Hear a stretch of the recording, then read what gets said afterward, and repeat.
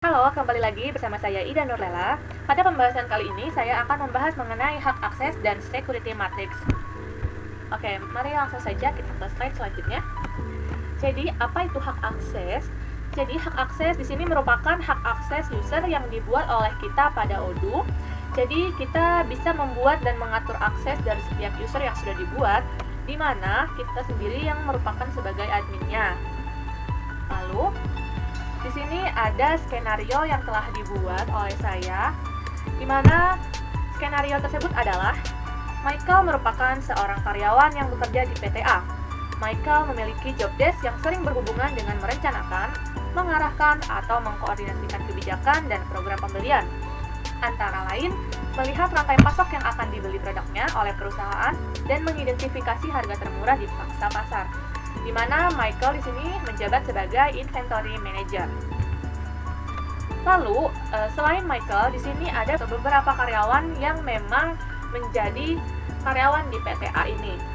Di antaranya di sini ada Emma, di mana Emma merupakan seorang inventory staff. Jadi, inventory staff bisa dibilang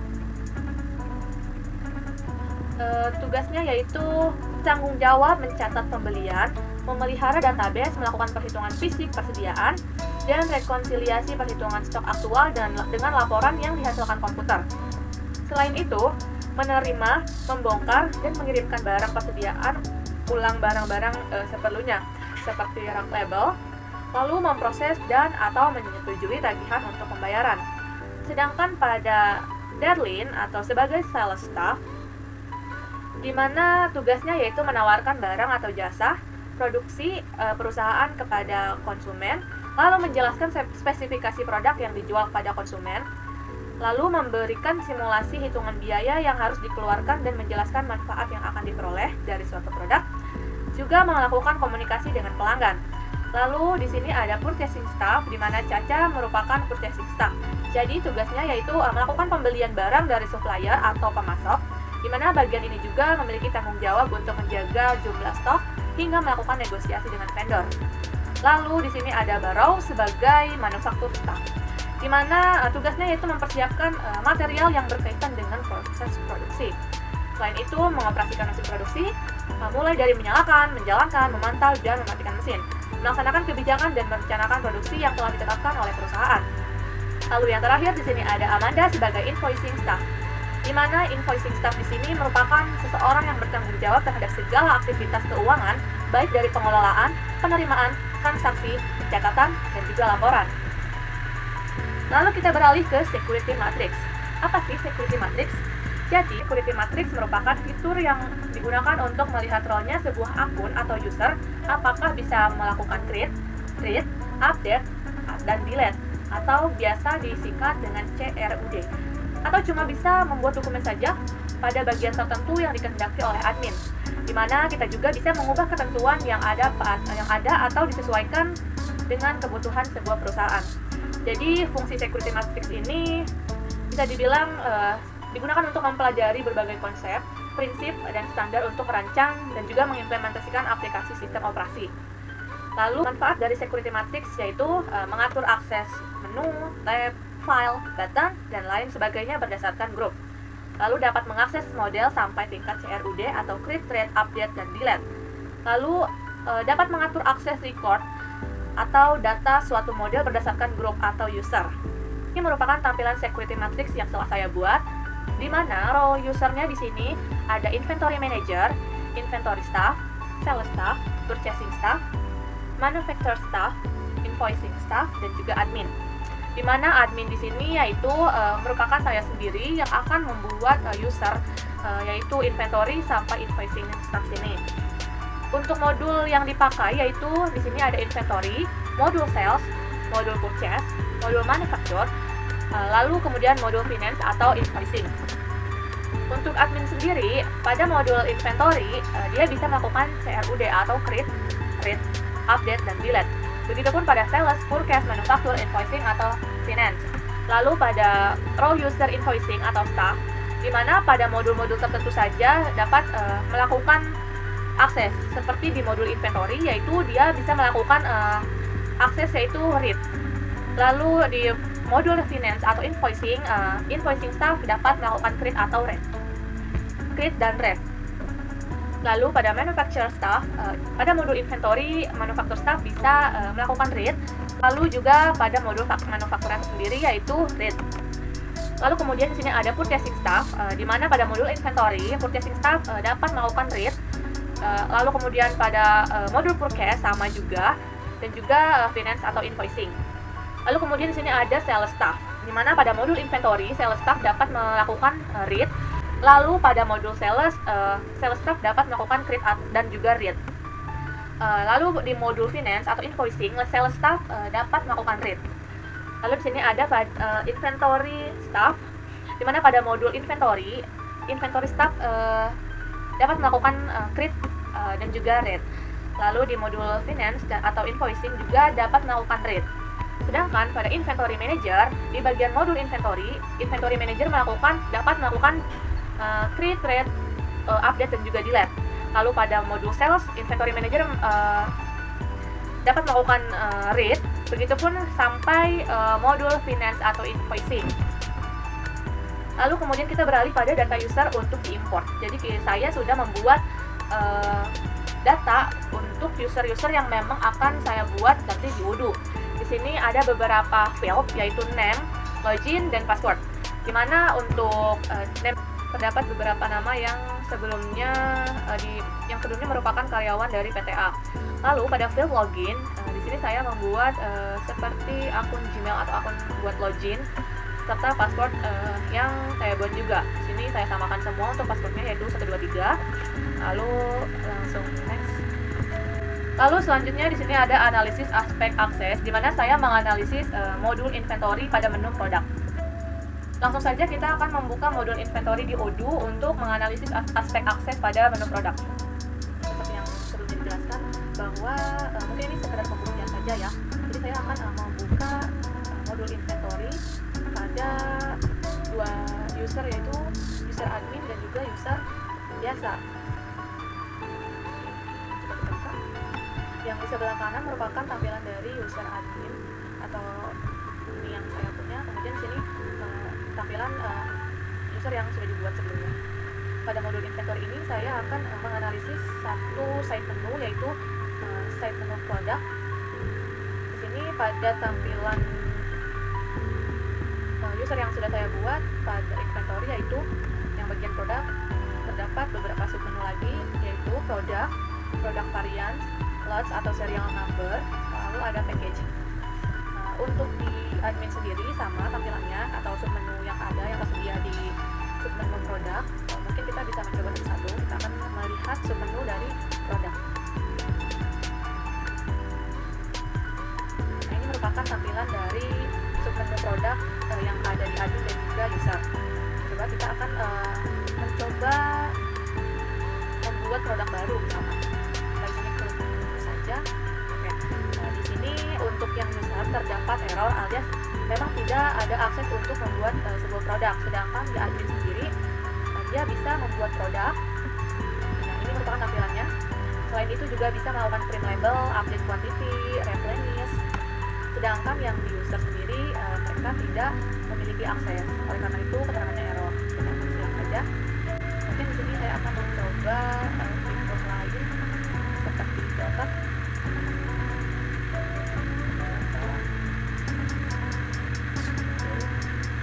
Filter memang bisa digunakan pada tampilan user yang sudah dibuat. Lalu untuk display juga bisa digunakan. Lalu fitur favorit, import report. Import report atau import file di user dapat dilakukan sama seperti halnya pada admin, bisa melakukan import report atau file. Lalu kita juga dapat menggunakan Kanban view dan juga list view di user. Lalu kemudian kita akan beralih pada product variants.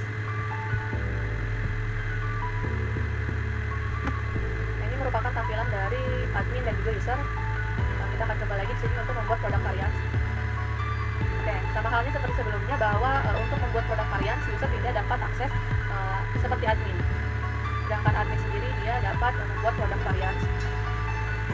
Ada juga print labels, lalu reference juga yang bisa digunakan oleh admin. Lalu kita akan coba mengekspor all pada bagian user. Oke, sama seperti sebelumnya bahwa berarti user tidak memiliki akses untuk mengekspor data-data yang ada di sini, sedangkan untuk produk varians yang di bagian admin itu dapat dilakukan ekspor. Nah, ini merupakan tampilan atau hasil dari ekspor file. Lalu sama halnya seperti filter, group by, favorit, list view, dan juga kanban view. Mungkin ada beberapa yang bisa, ada juga yang tidak bisa digunakan. Lalu langsung saja pada load serial number. Nah, untuk tampilan load serial number sendiri sama ya halnya pada user dan juga admin. Untuk user juga dapat membuat load atau serial number baru, sama seperti admin.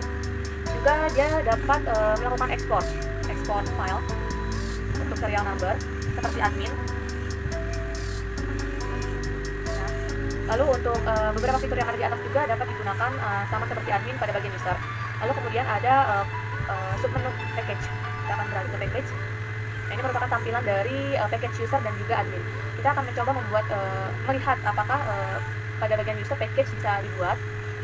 Nah, ternyata dapat dibuat ya di bagian user sama seperti admin. Juga kita dapat melakukan print package di bagian user maupun admin. Kita akan mencoba. Nah, oke, sama halnya seperti admin, ternyata user juga dapat melakukan print package. Mungkin itu merupakan sekilas pembahasan mengenai aspek akses dari dari inventory dengan menu produk yang saya bisa analisis. Jadi setelah menjelaskan mengenai aspek akses dari modul inventory yaitu menu produk, di sini submenu produknya terdapat beberapa poin yaitu produk varian, slot atau serial number, dan juga package. Di sini ada beberapa poin untuk aspek akses, di mana apakah administrator bisa mengakses atau tidak. Begitupun juga dengan user. Seperti contohnya di sini yaitu membuat produk baru, di mana administrator dapat mengakses atau membuat produk baru, sedangkan user tidak dapat membuat produk baru. Lalu pada poin kedua, di mana menggunakan fitur filter, group by, favorit, kanban view, list view, fitur search, melakukan import file, administrator dan juga user dapat melakukan semua hal itu. Lalu kemudian di sini ada membuat produk varian baru, lalu melakukan export file, di mana administrator dapat melakukan hal itu, sedangkan user tidak. Lalu kemudian di sini ada membuat lots atau serial number baru, menyimpan lots baru, mencetak lots baru, membuat package baru, mencetak package baru, di mana administrator dan user dapat melakukan hal itu. Lalu langsung saja kita menuju proses setup user pada Odoo. Oke, langsung saja kita melakukan setup user pada Odoo. Pertama, untuk melakukan setup user, kita diperlukan mengaktifkan mode developer seperti biasa. Kita klik home menu, lalu kemudian ke settings.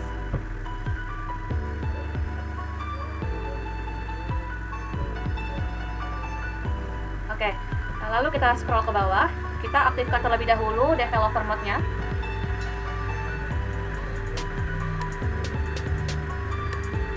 Nah, di sini mode developernya sudah aktif. Lalu langsung saja kita melakukan setup user. Kita klik setting. Lalu pada bagian menu ini ada user and companies, atau kita bisa langsung mengakses manage user di sini. Kita langsung klik saja, klik user. Di sini kita dapat membuat user dengan cara klik new. Lalu kemudian bisa diisi name-nya, kemudian email address-nya. Lalu di sini ada multi company, di mana ada dua field yaitu allow companies dan default companies. Ini mungkin opsi saja ya, kita menggunakan my company San Francisco saja. Lalu di sini terdapat user type, di mana ada internal user, portal, dan juga public. Lalu di sini ada posisi-posisi atau bisa dibilang seperti user. Jadi kalau misalkan kita ingin mengaktifkan sales sebagai administrator, maka seperti service, inventory, website, human resource, accounting, manufacturing, marketing, administration itu bisa dikosongkan dengan cara misalkan kita akan mengosongkan point of sale. Nah, di sini terdapat beberapa pilihan. Jadi kita dapat menentukan si point of sale ini digunakan, kita akan menentukan sebagai user atau administrator. Tapi jika memang tidak ada atau tidak ingin di posisi manapun, kita bisa mengklik kolom kosong yang ada di sini, maka point of sale ini akan kosong. Begitupun dengan semua seperti service, inventory, accounting, manufacturing dan lain-lain bisa dikosongkan. Jadi kita terpaku di sini pada sales sebagai administrator. Lalu kemudian sini ada technical, di mana terdapat banyak poin atau mungkin bisa dibilang apakah kita memerlukan suatu aktivitas itu pada sales administration ini. Jika memang dibutuhkan, maka kalian bisa menceklis. Jika tidak dibutuhkan, maka bisa dibiarkan saja atau di-unchecklist. Lalu di sini ada extra right, di mana ada contact creation dan juga multi currency serta multi company. Biasanya untuk extra right ini hanya multi currency saja yang di checklist, sedangkan contact creation itu di unchecklist, juga multi company atau sesuai kebutuhan yang dibutuhkan oleh perusahaan. Lalu di sini ada other, yaitu access to accounting dashboard dan juga bypass HTML file sanitize. Oke, langsung saja mungkin kita balik ke user.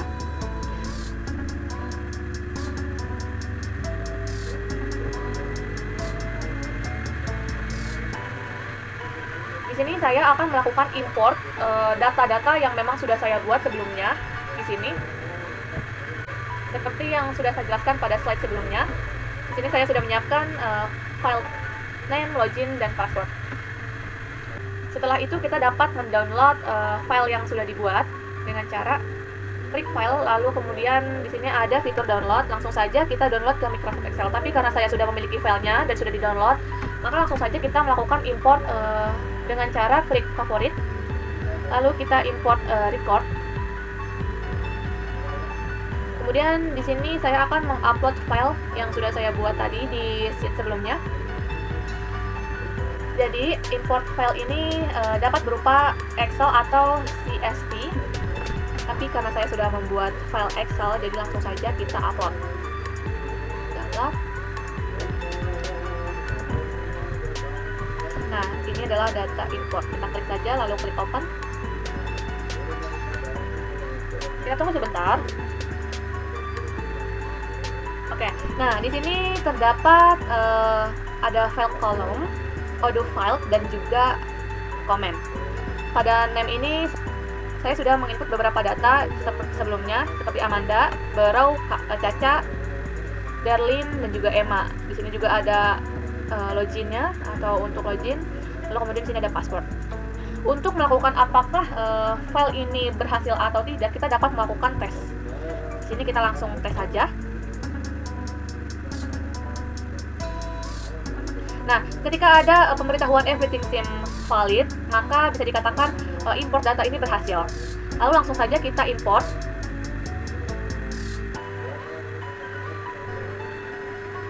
Maka tampilan data-data yang sudah dibuat tadi akan muncul di user. Nah, statusnya never connected karena kita memang belum melakukan login. Kita akan melakukan konfigurasi untuk masing-masing user. Seperti misalkan di sini saya akan konfigurasi Amanda terlebih dahulu. Oke. Ini merupakan hasil dari import record sebelumnya. Jadi kita cukup mengkonfigurasi mungkin di bagian sininya nih, sales, service, accounting, dan lain-lain. Untuk multi company kita biarkan saja. Lalu user type-nya kita akan menggunakan internal user. Untuk sales, karena si Amanda ini termasuk invoicing staff, jadi mungkin untuk Amanda kita akan, untuk sales kita kosongkan saja. Point of sales juga sama. Kita fokus pada posisi Amanda di mana sebagai staff invoicing. Sorry, kita kosongkan saja.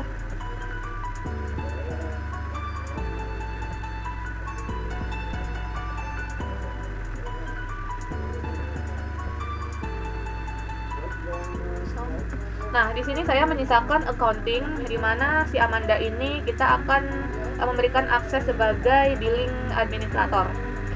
Jadi langsung saja kita ke bawah, kita biarkan untuk teknikalnya. Lalu untuk kontak creation-nya kita unchecklist saja, karena cukup admin saja yang dapat membuat kontak creation. Lalu multi currency-nya kita checklist. Jika sudah, maka kita langsung save. Oke, selanjutnya kita akan konfigurasi Borrow. Borrow ini merupakan manufaktur staff. Manufaktur staff itu berarti kita akan konfigurasi pada bagian manufaktur staffnya saja. Seperti biasa kita kosongkan. Di sini menyisakan untuk manufacturing saja, di mana saya akan membuat manufacturing ini atau si Borrow ini sebagai user saja. Oke, jika sudah maka kita ke bawah, unchecklist contact creation, kemudian cek lagi.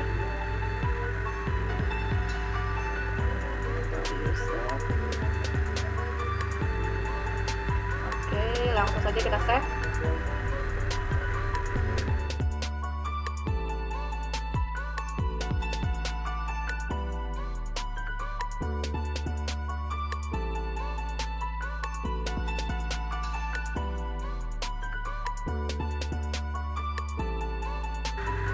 Nah, jika sudah semua dikonfigurasi, mungkin kita langsung saja membuktikan apakah user yang sudah dibuat kita berhasil. Tapi tadi saya sudah mencoba sih, Amanda ini melakukan login dan statusnya confirm alias berhasil.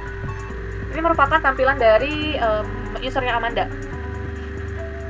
Terdapat beberapa perbedaan di sini pada home menunya, tidak seperti tampilan menu home menu yang ada di sini. Dan juga di sini hanya ada beberapa aplikasi yang tersedia, yaitu website, accounting, kontak, kalender, discuss, dashboard, dan employee. Kita akan cek misalkan di website. Sorry.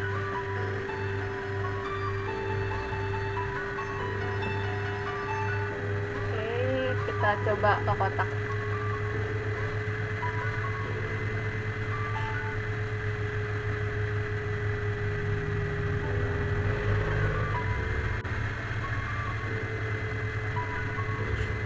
Oke, langsung saja kita akan mencoba user yang kedua.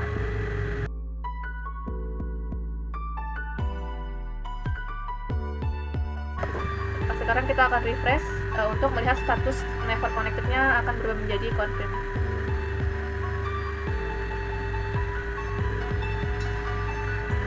Nah, sudah terkonfirm semua ya teman-teman. Jadi bisa dibilang dengan mengimport file dari menu atau fitur favorit ini, kita dapat memudahkan menginput data tanpa harus membuat data atau user baru di sini. Jadi kita bisa langsung saja mengimport file by favorit. Ini. Oke, mungkin itu saja pembahasan yang dapat saya sampaikan pada kali ini. Kurang lebihnya mohon maaf. Terima kasih, sampai jumpa lagi. Wassalamualaikum warahmatullahi wabarakatuh.